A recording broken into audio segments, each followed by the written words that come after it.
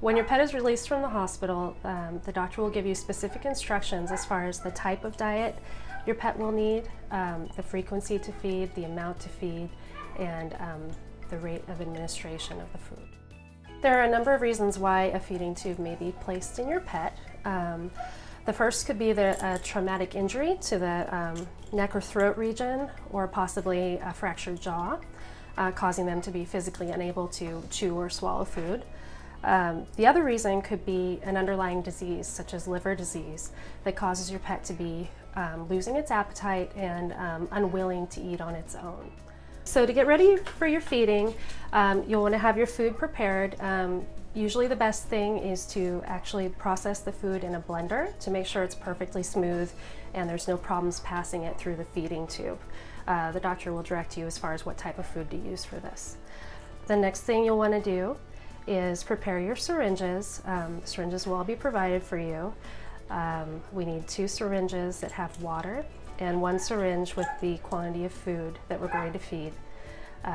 It's best if everything is at least lukewarm. You can use warm running water for the water syringes, and you can microwave the liquid diet briefly just to make sure that the chill is taken off of it. We don't want anything scalding hot, we just want it not freezing cold when it goes into your pet for their comfort. So first what we're going to do is flush the syringe with warm water. It's always best to pinch off the feeding tube, and this will just prevent any air from going into the feeding tube. Air going into the feeding tube can cause a little gas bubble, make your pet uncomfortable. So we try to avoid having air going down the tube anytime. So pinch the tube off, then unscrew the cap, and then you will actually screw the syringe onto the end of the feeding tube, and then flush slowly and gently with water. The rate that we go with this is going to be given to you by the doctor. It'll be part of your departing instructions.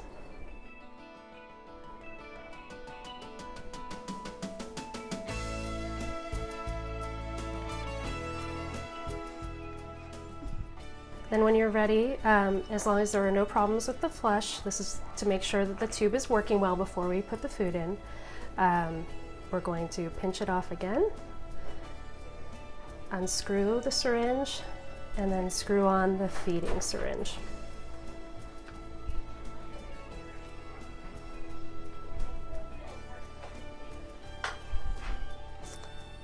Once the syringe is attached, you can stop pinching off the tube. And slowly depress the plunger at the rate of administration that has been given to you.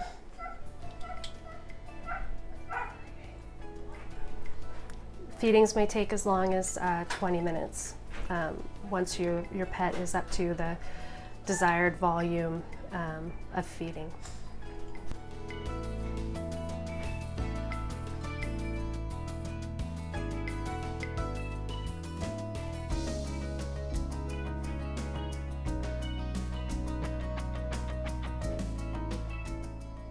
And then last, we'll pinch off the tube one more time.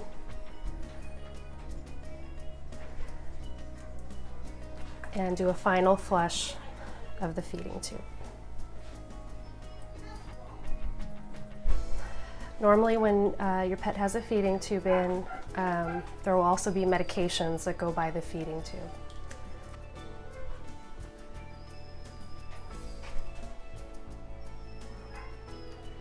Normally medications will also be given as liquids through the feeding tube. It's usually best to do those after the food, but before the final flush, just to make it easier on your pet's digestion.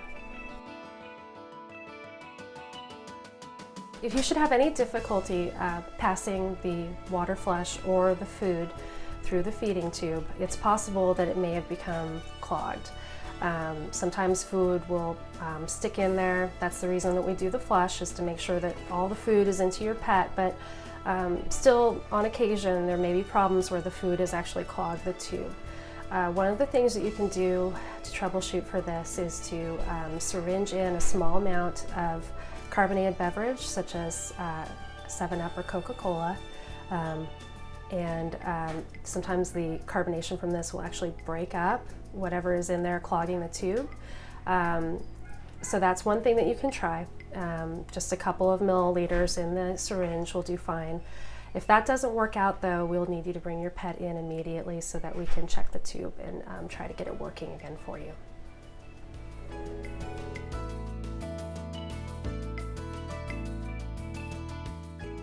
In order to make sure that your pet's skin stays healthy around the feeding tube insertion site, which may be on the neck or it could be on the side of the body, one of the things that we have you do is actually use a clean wash rag with warm water to just gently clean around the site where the tube actually enters the skin.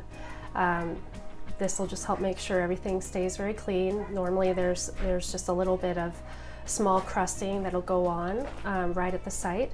This will just clear that up. It's also a good time for you to be checking that site, making sure there's no signs of infection. We normally expect that there will be a little bit of crusting, a little bit of redness around that site. But if it should become extremely swollen, extremely red, or have a discharge that is yellow, looking like a pus, these are signs that there could be a problem with the tube insertion site.